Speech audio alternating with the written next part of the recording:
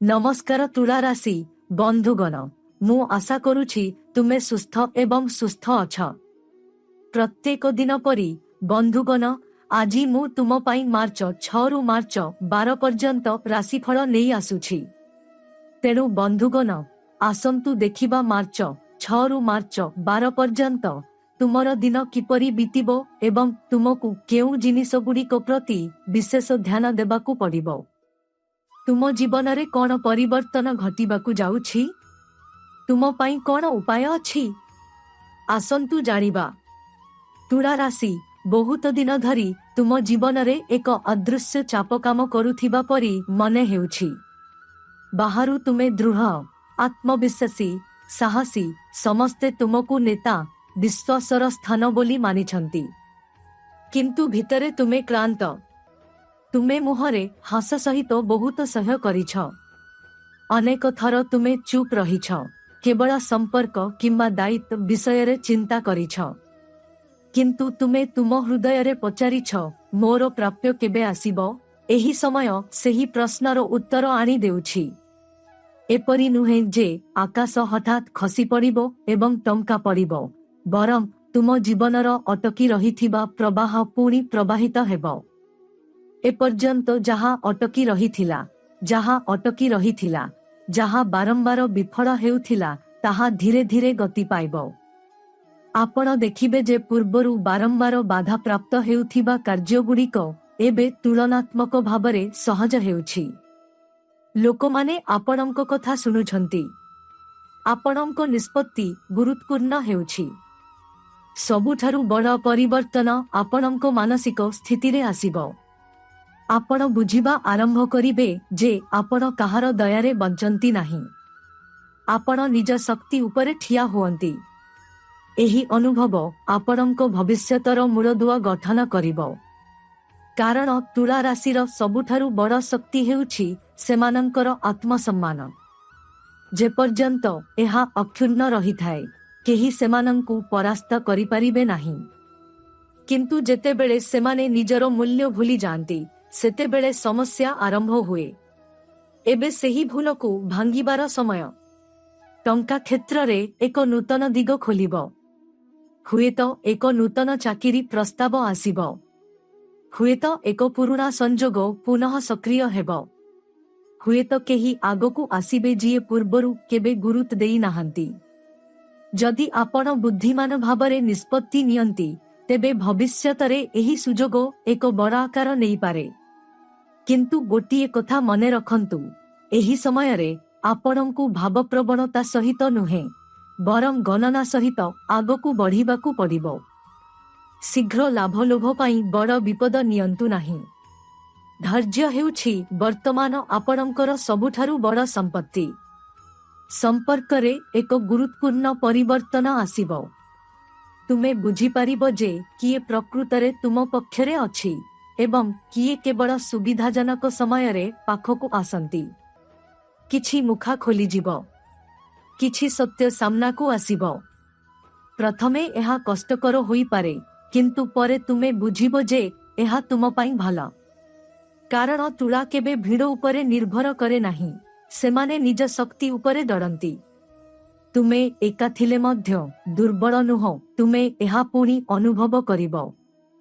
परिवार रे तुमरो भूमिका अधिक गुरुत्वपूर्ण होई जीवो। समस्ते कौनसी ना कौनसी भावरे तुमको सम्मान देबे। गोटिए शब्द, तुमरो गोटिए निष्पत्ति अनेक समस्यार समाधान करि पारिबो। तथापि तुमको तुमरो क्रोधकु नियंत्रण रे रखिबाकू पड़िबो।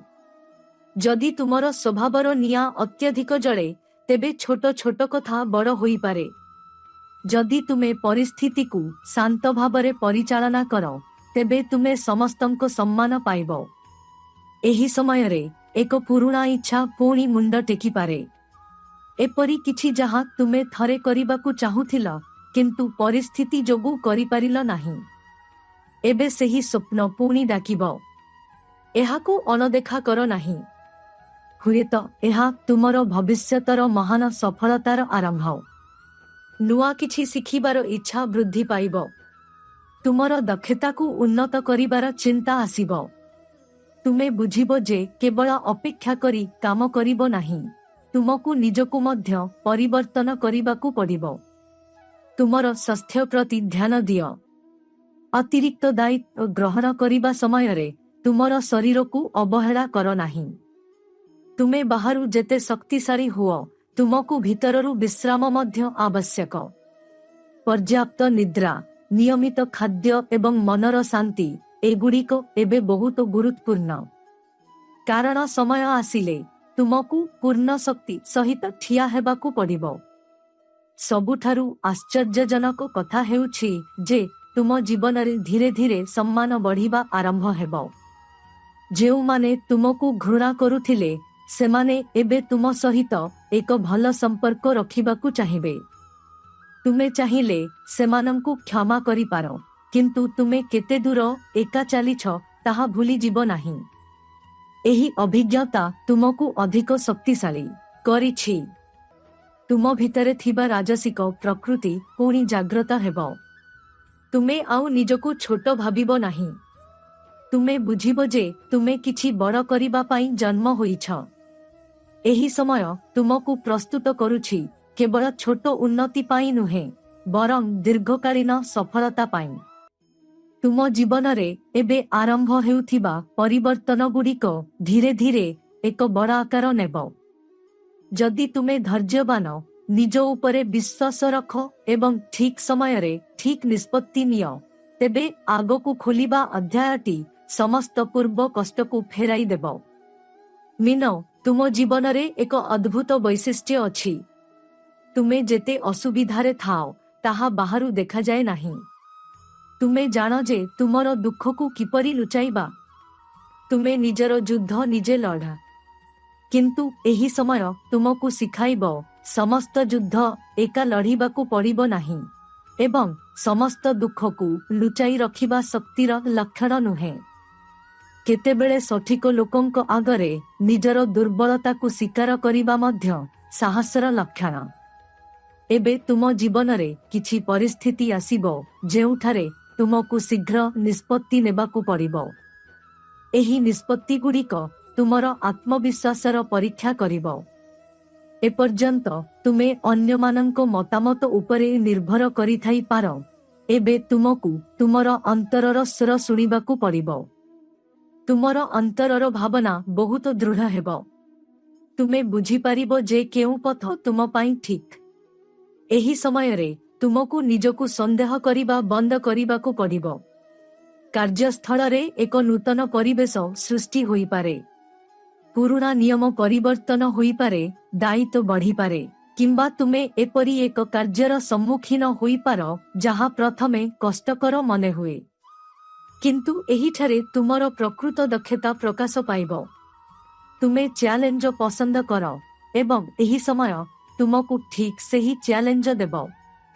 जेउठारे अन्य माने पछरे पड़ी जांती, तुमे आगको बढ़िबो। धीरे धीरे तुमर स्थिति मजबूत हेबो। आर्थिक क्षेत्र रे एक गुरुत्वपूर्ण शिक्षा आसीबो। तुमे बुझिबो जे केवल टंका रोजगार करिबा यथेष्ट नुहे, एहाकू सठिक भावरे परिचालना करिबा मध्य समान गुरुत्वपूर्ण। अनावश्यक खर्च ह्रास करिबा आवश्यक हेबो।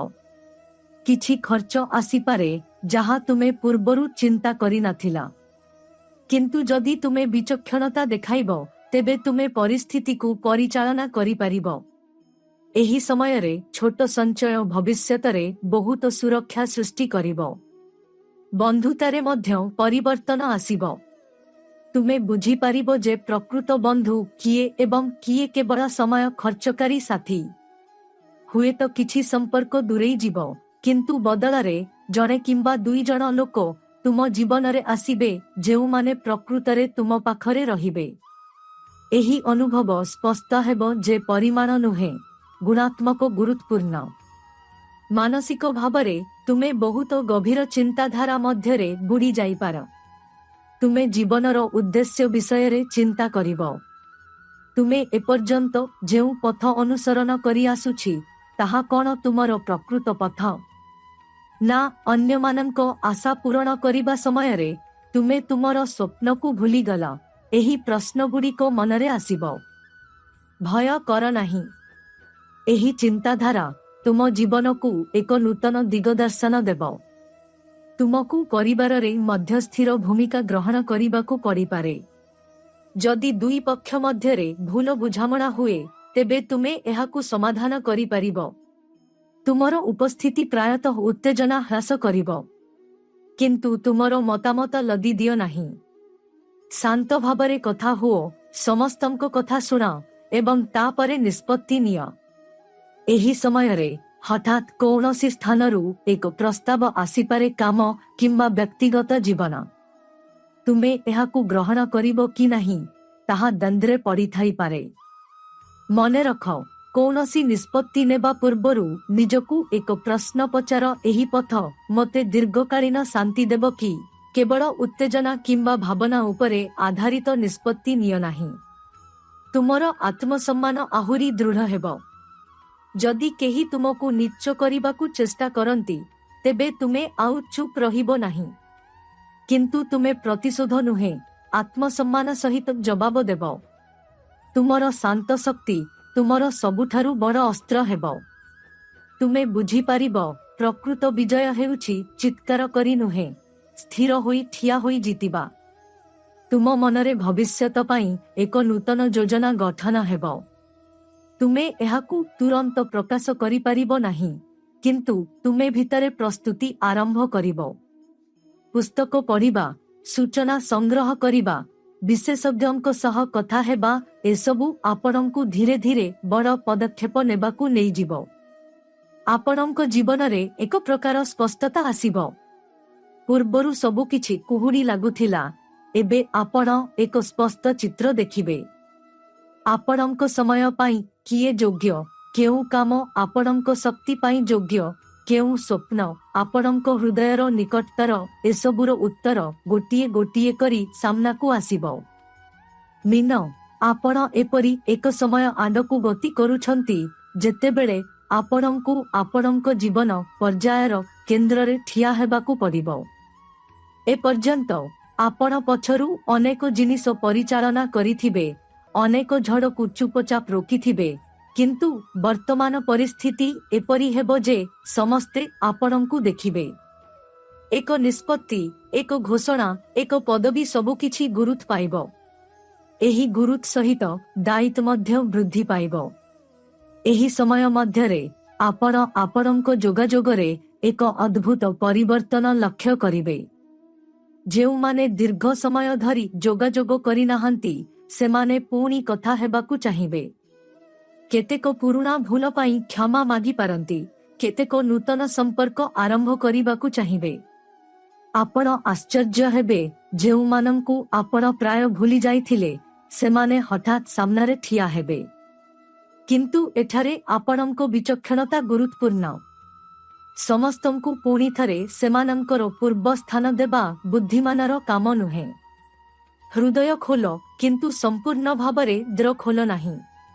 वृत्तिगत क्षेत्र रे तीव्र प्रतियोगिता हेबो। केही सीधा सड़क किछि कहिबे नाही, किंतु आभ्यंतरीण तुलना हेबो। किए अधिक प्रगति करुछि, किए अधिक दक्ष, एही समस्त गणना कराजिबो। जदि आपण आपणंक काम उपरे ध्यान दियंती तेबे फलाफल आपणंक सपक्षरे हेबो। तथापि आपणंक योजना किंबा लक्ष्य विषय रे समस्तंकु कुहंतु नाही। एही समय रे नीरव प्रगति आपणंकर सबुठारु बड़ रणनीति हेबो। टंकारे हठात परिवर्तन आसीपारे, किंतु एहा बाह्य आश्चर्य नुहे, एहा एक आभ्यंतरीण अनुभव। आपण अनुभव करिबे जे आपण आपणंकर आत्ममूल्य को अवमूल्यन करी दीर्घ समय धरी काम करिछंती। भविष्यतरे पुणी सेही भूल करंतु नाही। आपण आपणंक काम पाई सठिक मूल्य मागिबा शिखिबे। एही मानसिक परिवर्तन भविष्यतरे बड़ आयर द्र खोली देबो।